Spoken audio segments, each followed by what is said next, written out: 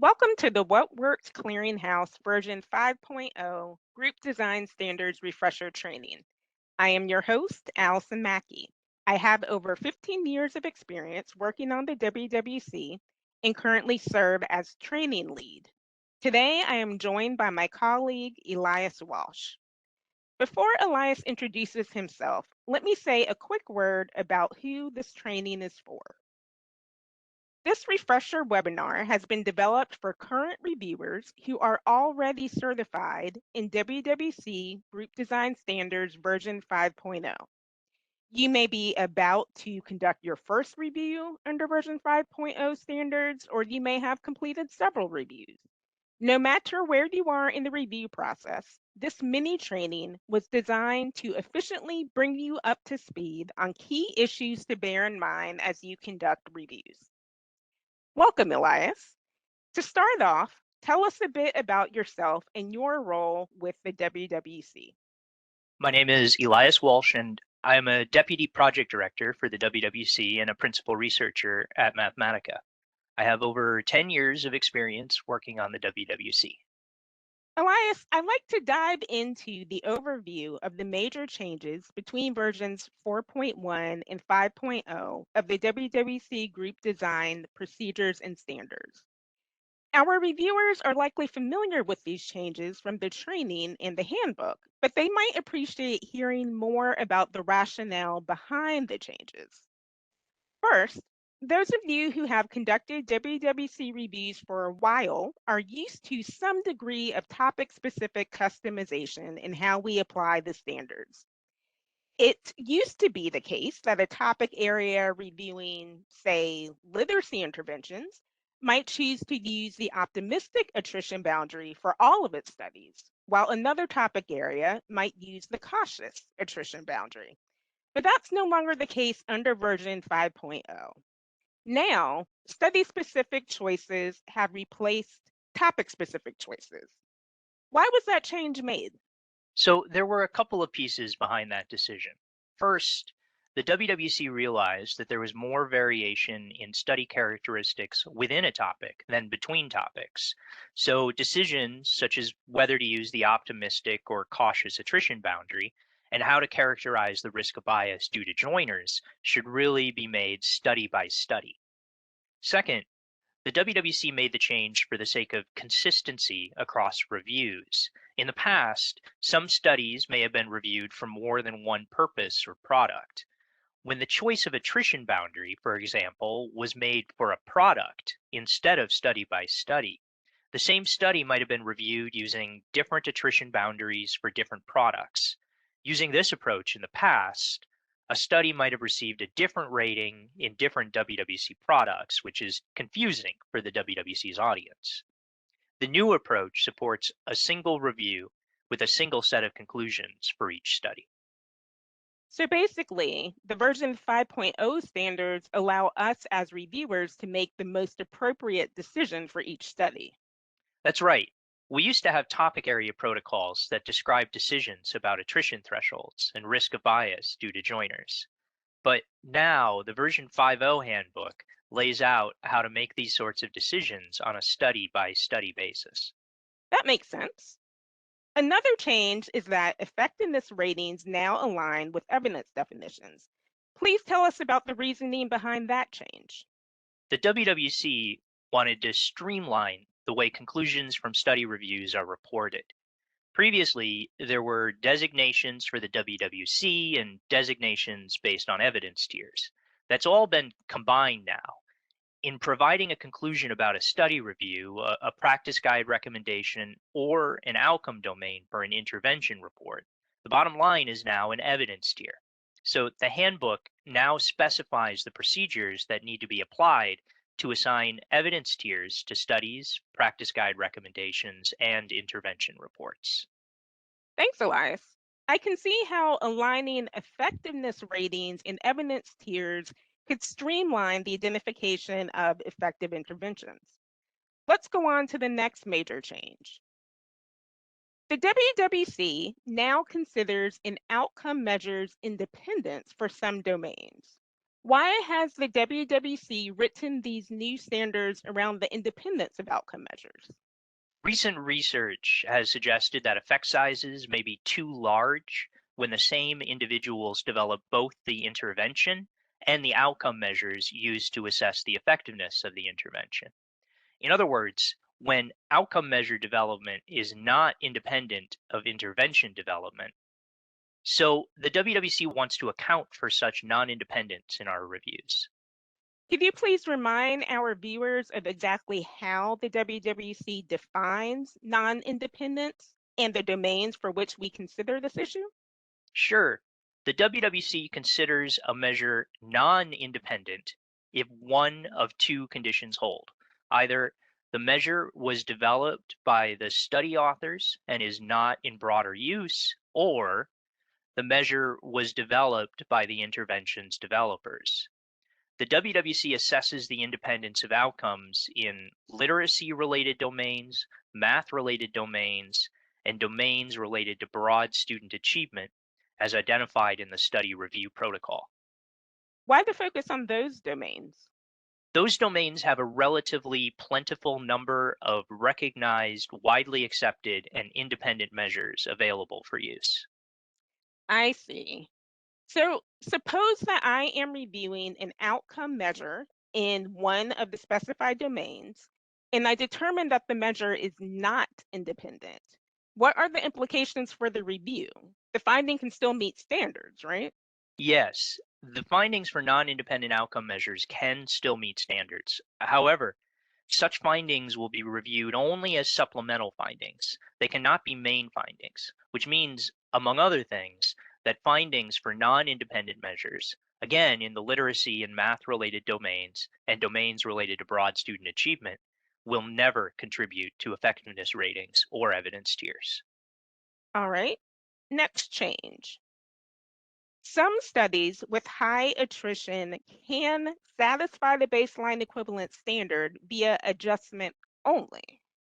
Yes, specifically high attrition randomized control trials, that is RCTs, and regression discontinuity designs assessed using the optimistic attrition boundary. This change feels pretty big. Why did the WWC make this change? Reviewers were doing a lot of work to assess baseline equivalence for these high attrition studies, and many of these studies ended up meeting standards anyway.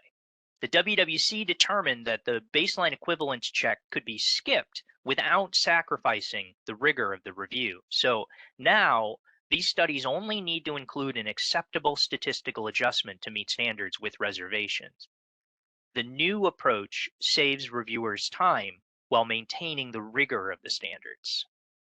I think many of us reviewers will appreciate the time saved by this streamlined yet still rigorous way to apply the standards. Moving on, Elias, please remind our viewers what was the major change for cluster RCTs? The change for cluster RCTs was twofold. First, the WWC sought to simplify how reviewers assess the risk of bias from joiners.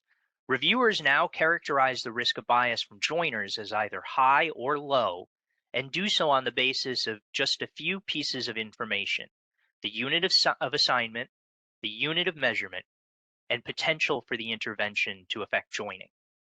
I recall the handbook laying out how reviewers should think about each of those pieces of information. That's right. And the second change for cluster RCTs is that the WWC now allows the attrition boundary to differ for the cluster and individual levels. For example, the attrition threshold might be optimistic at the cluster level and cautious at the individual level, or vice versa. Both of those changes connect to the first major change we discussed of now making study-specific decisions. As a longtime reviewer, I appreciate the combination of simplifying our assessments while being able to really think about what is most appropriate for each study review. Thank you, Elias, for telling us about the motivation behind those major changes to the group design standards. Now, let's shift to another topic: matching and weighting as acceptable methods for baseline adjustment. Let's start with the familiar. As certified reviewers, we know that when a study must establish equivalence using a baseline effect size, the WWC calculates the difference between the analytic, intervention, and comparison groups at baseline. And the magnitude of that baseline effect size determines whether or not a study's impact analysis must include a statistical adjustment for a baseline measure in order to satisfy the baseline equivalence standard. Reviewers who were certified in version 4.1 group design standards are also familiar with some of the baseline adjustment strategies that are acceptable for any baseline measure, including regression covariate adjustments and analysis of variance. The WWC Help Desk recently received a question about one set of methods listed as acceptable in the version 5.0 handbook, namely matching and weighting methods. I'll pose that question to you, Elias. Can matching or weighting methods be used in the study both to create the intervention and comparison groups and to satisfy the statistical adjustment requirement?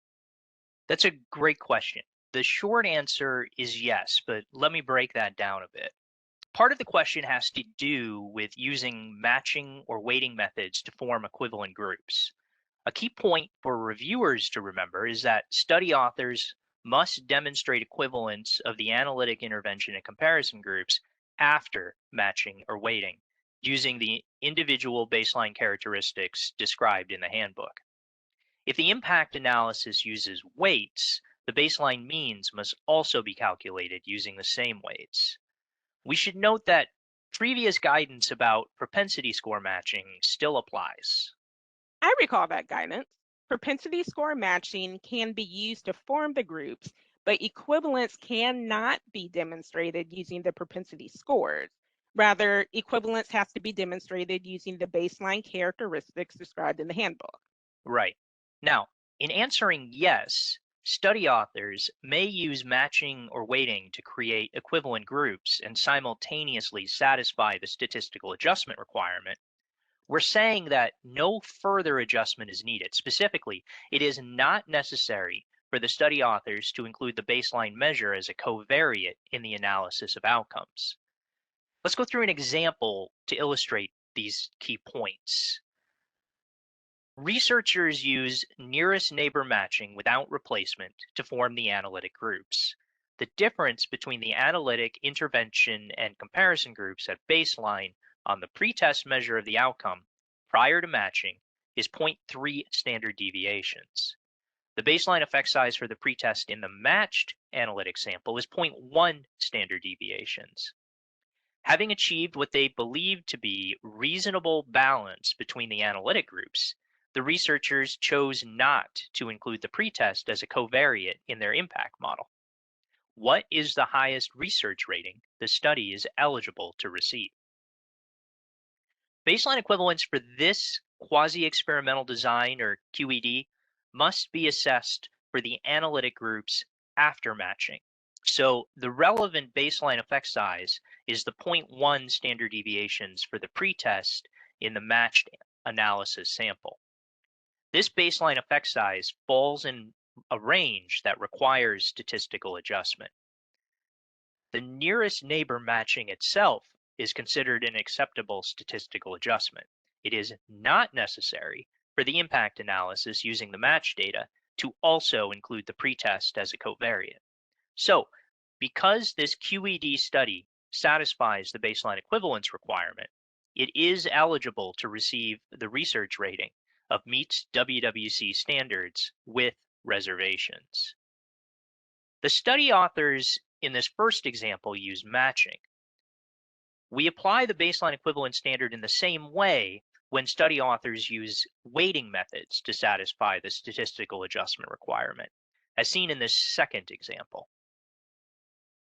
Study authors use inverse propensity score weighting to balance the analytic groups on important covariates. The difference between the analytic, intervention, and comparison groups at baseline on the pretest measure of the outcome prior to weighting is 0.18 standard deviations. The baseline effect size for the pretest in the weighted analytic sample is 0.06 standard deviations. The authors do not include the pretest as a covariate in their weighted impact model. What is the highest research rating the study is eligible to receive? Let me take a crack at this one. We assess equivalence for the analytic sample after the weighting and using the weighted means. The baseline effect size for the pretest in the weighted analytic sample is 0.06 standard deviations, which falls in the adjustment required range. The inverse propensity score weighting satisfies the statistical adjustment requirement. So this study is eligible to receive a research rating of meets WWC standards with reservations. That's right. Great. Thanks for breaking that down for us, Elias. Now, let's give our viewers a moment to test their understanding with a knowledge check. A researcher uses inverse propensity score weighting to estimate the impact of a reading intervention on reading comprehension. The researcher demonstrates that the unweighted difference between the analytic, intervention, and comparison groups at baseline on the pretest measure of the outcome is 0.07 standard deviations. The impact analysis uses the inverse propensity score weights and includes the pretest of the outcome as a covariate. Based on the available information, does the study satisfy the baseline equivalence standard? We recommend pausing the video here to think about your answer.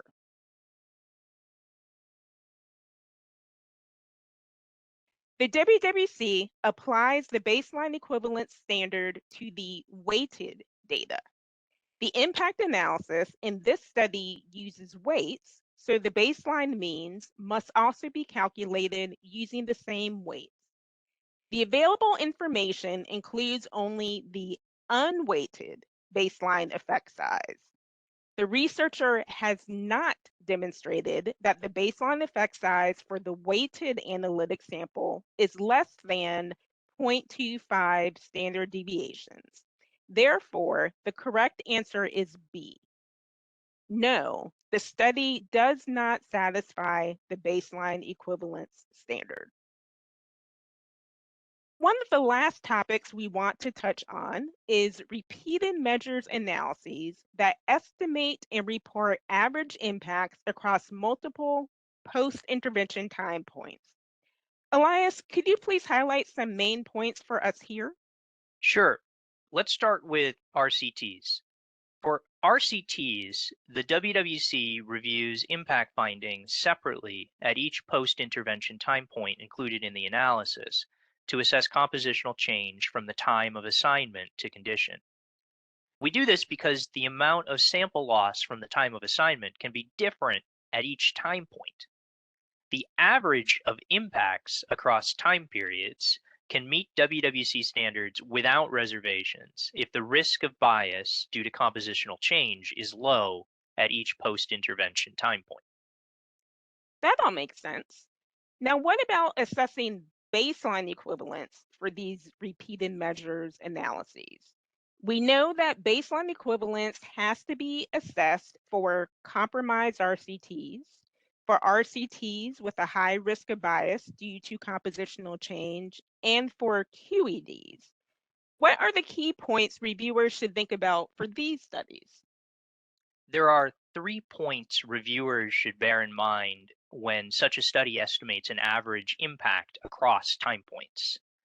First, the WWC applies the baseline equivalence standard to each post-intervention time point included in the analysis. Then, if the study authors observe more than one pre-intervention period, the WWC assesses baseline equivalence using the pre-intervention period closest to the start of the intervention. Third, the average of impacts across time periods can meet WWC standards with reservations if the baseline equivalence standard is satisfied at each post-intervention time point. To summarize, whether assessing attrition or baseline equivalence, the assessment needs to be done at each individual time point, and all of those time points need to meet standards in order for the average impact to meet standards. Thanks, Elias. Are these types of studies always eligible for review? No, not always. Some of these studies are going to be ineligible for review. The reason is that these studies can be extremely complicated. They can take a lot of time to review, and they often involve complex author queries that could take a lot of time for the authors to answer. The WWC wants to streamline the reviews and limit the amount of resources that go into reviews of these studies. If the study manuscript presents the average impact estimate without reporting point in time impact estimates and does not report the required baseline information for each post intervention time point, the WWC will consider the average impact ineligible for review. Oh, I see. Instead of querying the study authors in that situation, we should consider the study ineligible for review. Yeah, that's right. Now, suppose we have a repeated measures analysis that estimates an average impact across time points and meets standards. What should we as reviewers know about reporting the findings? In thinking about reporting findings, remember that the WWC wants to synthesize findings to draw conclusions about the effectiveness of interventions. We can only synthesize or combine comparable findings. Reporting findings for these studies can be challenging because it's often unclear whether the findings are comparable to what the WWC typically reports. So there's 2 points reviewers should bear in mind in reporting findings for these studies. First, the WWC can use p-values from impact estimates averaged over multiple post-intervention time points to characterize study findings. Second, every effect size the WWC reports needs to be comparable to Hedges G. For example, we report design comparable effect sizes for single case design studies, and we calculate effect sizes for dichotomous outcomes using the Cox index in order to get effect sizes that are comparable to Hedges G. But not every effect size from a repeated measures study that averages impacts across multiple post intervention time points is going to be comparable to Hedges G. And there certainly could be cases where the WWC encounters a new situation, or a reviewer just isn't sure if the effect size is comparable to Hedges G. In those cases, please submit a WWC help desk request to get some support. Sounds good. Let's give our viewers the opportunity to do another knowledge check. The authors of a QED study described their analysis as a comparative interrupted time series with 5 pre-intervention time points and 3 post-intervention time points. They report a single impact estimate based on these data that measures the average impact across the 3 post-intervention time points. They also report baseline effect sizes using data from the period closest to the start of the intervention for the analytic samples of students at each of the 3 post-intervention time points. Based on the available information, is this study eligible for review? We recommend pausing the video here to think about your answer.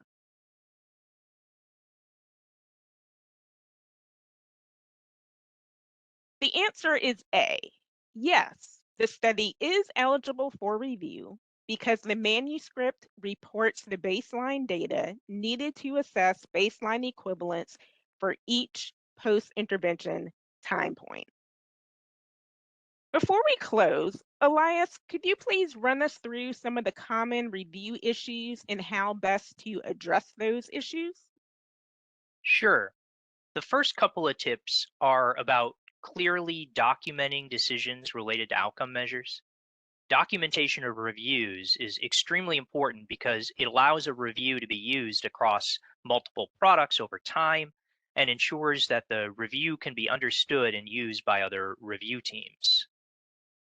So, the first tip is to clearly document the independence or non independence of an outcome measure when that determination isn't obvious. Some outcome measures will be listed as independent in the study review protocol. In those cases, the reviewer doesn't need to do anything else. But The list of known independent measures in the study review protocol is not exhaustive. There are likely to be independent measures that are not already listed there. If a reviewer encounters a measure that is not on the list of independent measures but appears to be independent, please submit a WWC help desk request for the WWC to consider whether that measure should be added to the list in the study review protocol. You should continue with your review based on your best judgment about the independence or non-independence of the measure while the help desk is considering the request. And if the independence or non-independence of the measure isn't obvious, please briefly justify the determination in the notes of the study review guide. Reviewers should also clearly document the choice of outcome domain for each outcome measure. Please think carefully about which outcome domain is appropriate based on the domain descriptions given in the study review protocol. Reviewers should also consult content experts if available when the appropriate domain isn't clear. Please reach out to the WWC Help Desk for additional guidance if needed. And if the choice of domain isn't obvious, please document briefly in the review notes how you arrived at that choice. Another tip: always enter an intra-class correlation, or ICC, into the study review guide when reviewing a cluster design study. Sometimes reviewers mistakenly think that they need to enter an ICC only when the author's analysis didn't adjust for clustering, because that's the situation in which the WWC calculates a cluster-adjusted p-value. But there are other cases in which the ICC is needed for the WWC to calculate an accurate standard error. So even when the author's analysis adjusts for clustering, please record the author-reported ICC when available. When the authors do not report an ICC, please use one of the two WWC defaults, which are 0.2 for achievement outcomes and 0.1 for all other outcomes. And the final tip is to submit all studies that meet standards to peer review. These studies need to be peer reviewed whether they are included in a product, like a practice guide, or not, before they can be published to the WWC website. The WWC quality control team aims to return materials submitted to peer review within 2 weeks. The WWC has released a recorded webinar that you can view for more information about peer review and quality control of study reviews. This has been great. Thank you, Elias, for sharing this helpful information. What is one final word of wisdom you would like to offer reviewers? That's a great question. I recommend that reviewers remember and use the resources available to support high quality study reviews. In addition to the handbook, please keep handy the study review protocol and the version 5.0 training series. Please also remember that reviewers currently working on WWC contracts should email the WWC contractor help desk for support. Also, the WWC will offer 2 office hours in April 2024 for current WWC contractors. Please check with your core for more information. Reviewers who are not currently working on WWC contracts and other individuals interested in better understanding the procedures and standards may submit questions to the WWC Public Help Desk. Thank you again, Elias. And thank you, viewers, for your time and attention today and for your hard work in conducting reviews. We hope you enjoyed this refresher training.